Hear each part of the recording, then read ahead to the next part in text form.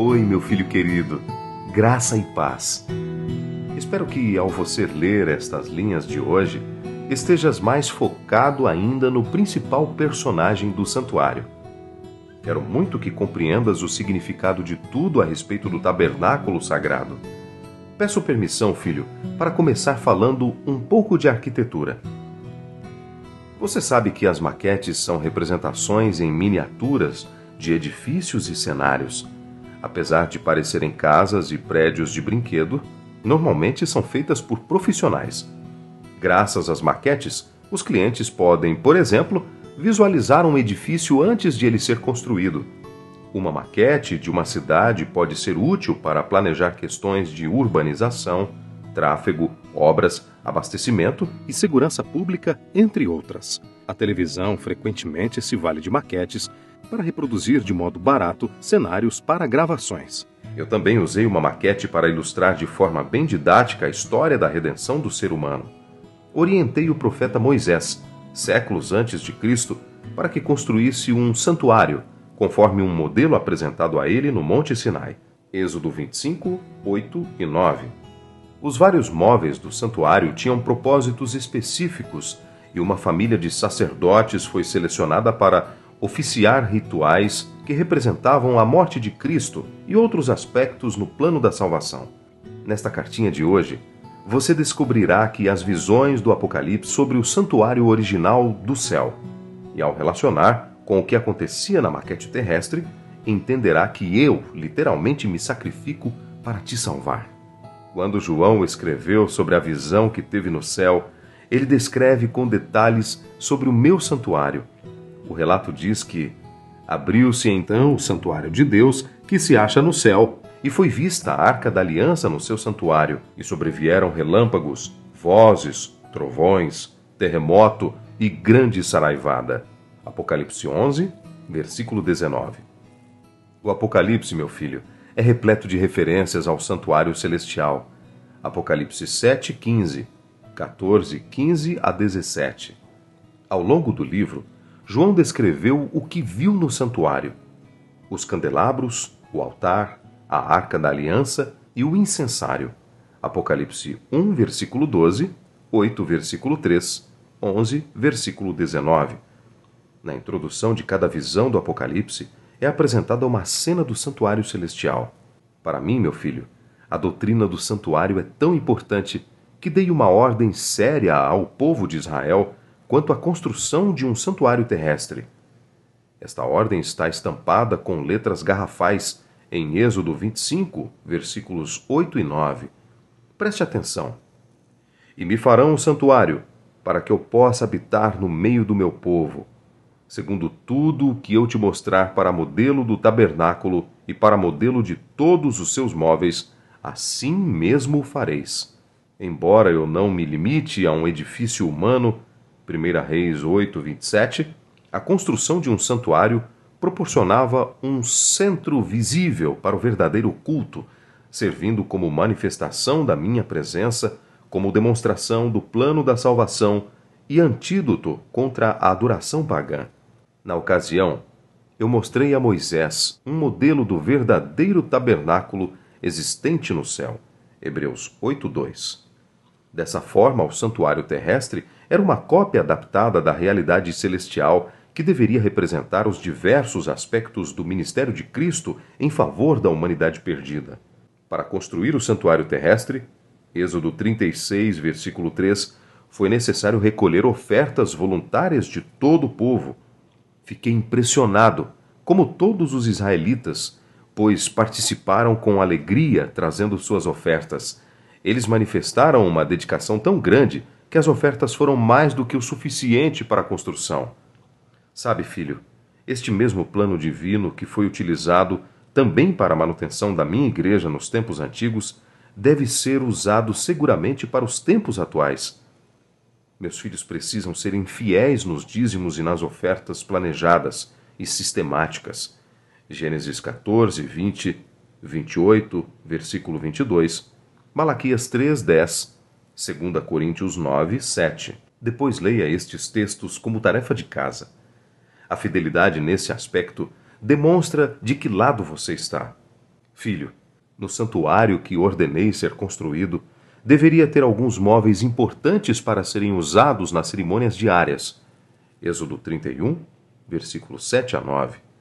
No átrio ou pátio, por exemplo, estava o altar dos sacrifícios, em que os holocaustos ascendiam como cheiro agradável ao Senhor. Levítico 1, 9. O cordeiro que era sacrificado era símbolo de Cristo, que haveria de se entregar a si mesmo pelos pecadores, como uma oferta e sacrifício a mim em aroma suave. Efésios 5, 2. Também havia uma bacia com água para a purificação. Êxodo 30, versículo 18. A água representa o Espírito Santo. João 7, 37 a 39. A palavra, João 13, 10, 15, 3 e Efésios 5, 26. E o batismo, João 3, 5, Romanos 6, de 3 a 6 e 1 João 5, versículo 8. No lugar santo, à direita, ficava a mesa dos pães. Êxodo 25, versículo 30. Com 12 pães feitos de flor de farinha. Levítico 24, versículo 5. Representando Jesus, o pão da vida. João 6, 48. No lado esquerdo estava o candelabro de ouro. Êxodo 40, versículo 24. Com 7 lâmpadas. Êxodo 25, 37. Continuamente acesas. Levítico 24, 2. João viu o candelabro no céu. Apocalipse 1, 12. As 7 tochas ardendo diante do trono de Deus. Apocalipse 4, versículo 5. E Jesus no meio dos 7 candeeiros. Apocalipse 1, 12 a 18. O próprio Jesus disse que ele é a luz do mundo. João 8, 12. Agora, filho amado, veja que interessante. Diante do véu, no altar de incenso, Êxodo 30, de 1 a 3, 40, versículo 26, o sacerdote queimava incenso de manhã e à tarde. Êxodo 30, versículos 7 e 8. João também viu um altar de ouro diante do trono de Deus no céu. Apocalipse 8, versículo 3, e disse que o incenso subia com as orações dos santos. Apocalipse 8, versículos 3 e 4. Fico emocionado quando falo do lugar santíssimo, pois é o lugar mais sagrado. Ali fica a Arca da Aliança, contendo as tábuas da minha lei. Êxodo 26, 33, Hebreus 9, 4. Com riqueza de detalhes, João descreveu a minha arca no santuário celestial. Apocalipse 11, versículo 19. Falou sobre a tampa dela, conhecida como propiciatório. Falou também que minha presença era visível. Êxodo 25, versículos 21 e 22, simbolizando meu trono sagrado. No Apocalipse, eu sou retratado assentado sobre um trono glorioso. Apocalipse 4, 2. Você deve estar se perguntando como funcionava tudo isso. Quem podia entrar em cada cômodo do santuário? Hebreus 9, 6 e 7. Te respondo. Os sacerdotes tinham acesso ao lugar santo todos os dias. Êxodo 27, 21. Capítulo 30, versículos 7 e 8. E Hebreus 9, versículo 6. Porém, apenas uma vez ao ano, no ritual do dia da expiação, somente o sumo sacerdote podia entrar no lugar santíssimo. Êxodo 30, versículo 10. Levítico 16, versículo 12 e 12 a 17. Os sacerdotes ofereciam diariamente no pátio, sobre o altar, 2 cordeiros de 1 ano, cada dia, continuamente. Êxodo 29, versículos 38 a 42. O sacrifício diário ou contínuo era realizado diariamente no pátio do santuário, significando a constante disposição de Cristo em perdoar os pecados.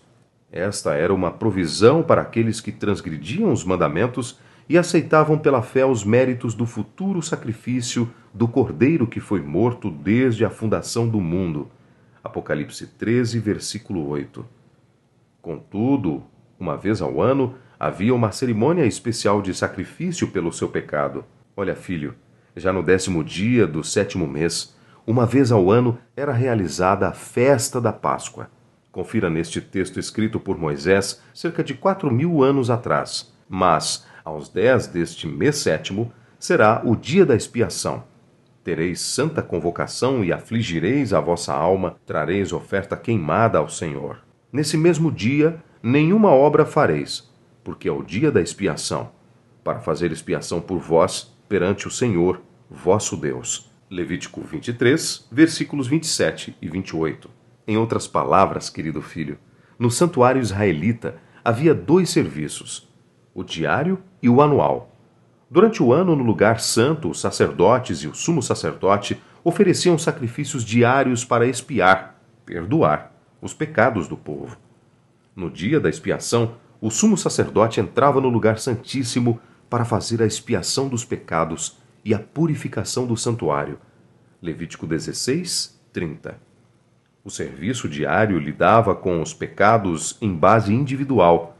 No serviço anual, todo o cerimonial assumia um componente de purificação e eliminação dos pecados do povo. Levítico 16. Meu filho, no livro de Levítico 16, 10, 20 a 22, está revelado sobre o dia da expiação, como era a eliminação do mal de uma vez por todas, e é claro que tudo o que ocorria no santuário terrestre era apenas uma ilustração do que ocorrerá no céu. Muita atenção nessa explicação. No fim da cerimônia, havia um bode que chamamos de o bode emissário para Azazel. Ele recebia simbolicamente os pecados de Israel e era enviado ao deserto, onde deveria morrer. O sacerdote trocava de vestimentas, simbolizando a transição da impureza para a pureza. Então era realizado o sacrifício de um animal. Saiba, meu filho, que a salvação era provida pelo bode sacrificado para o Senhor. Levítico 16, 8. Símbolo de Cristo. Hebreus 9, 22. Depois desta cena de sacrifício é que entrava em cena o outro bode, o bode emissário, Azazel no original, o qual não era sacrificado. O bode emissário não morria em substituição a ninguém, mas representava o originador e verdadeiro culpado dos pecados que já haviam sido perdoados e expiados por meio do sacrifício do bode para o Senhor. Levítico 16, versículo 20. Abandonado à própria sorte e à destruição, ele representava o juízo feito a Satanás e seu destino eterno. Entendeu, meu filho? Resumindo, todo o cerimonial do santuário terrestre apontava para o processo da salvação em Cristo Jesus. Hebreus 8, 4 e 5. O sistema de sacrifícios do Antigo Testamento ensinava ao povo a natureza terrível do pecado e apontava para Jesus Cristo como o único que pode perdoar a culpa. Os muitos sacrifícios não eram eficazes por si mesmo. Hebreus 10, versículo 4. Pois o pecado é uma ofensa moral. Só o sangue de Cristo, ilustrado por aqueles sacrifícios simbólicos, Hebreus 8, 5, pode expiar os pecados da humanidade. Romanos 3, versículos 21 a 25 e 1 João 1, versículo 7. Agora, meu filho amado, olha que emocionante. Pelo fato de Jesus Cristo ser sacrificado na cruz do Calvário, ele é o único que pode exercer o ofício de sumo sacerdote no santuário celestial. Hebreus 8, 1 e 2. Jesus é o mediador único e suficiente entre Deus e o ser humano. 1 Timóteo 2, 5, Atos 4, 11 e 12. Um mediador intercede entre duas partes. Assim, por intermédio de Cristo, eu posso me reconciliar convosco. 2 Coríntios 5, versículo 18. E como vosso representante, Cristo intercede por vós diante do Pai, oferecendo os méritos de seu sangue quando o aceitais. 1 João 1, 7, 7 a 9. E 2, versículos 1 e 2. Ao Jesus ser morto, ressuscitado e assunto ao céu, ele se habilitou para interceder pelo ser humano pecador. Por isso, meu filho, sua principal obra no santuário celestial hoje é a obra da intercessão pelos seus pecados. Hebreus 7, 25. Quando você se arrepende de seus pecados, pede perdão e libertação a Jesus Cristo, apesar de o perdão ter sido concedido gratuitamente, não é de graça para Cristo. Ele morreu na cruz como sacrifício, tomando sobre si a punição por todos os pecados da humanidade. Agora, no santuário celestial, como sumo sacerdote, apresenta diante de mim, o Pai, os méritos de seu sangue derramado na cruz, para que cada pecador arrependido que o procura seja absolvido por mim da condenação eterna. Todo aquele que busca a mediação sacerdotal de Cristo pode se beneficiar do preço pago por seu sacrifício expiatório. A salvação, filho, é de graça, mas não é barata. Finalmente, meu amado filho, quando o ministério intercessor de Cristo no santuário celestial for encerrado, ocorrerá algo marcante, mas muito esperado. A justiça será feita com muito amor. Apocalipse 14, 14 a 20. O Senhor virá à terra para fazer a ceifa ou colheita de seu povo redimido. Apocalipse 14, versículos 15 e 16. Também trará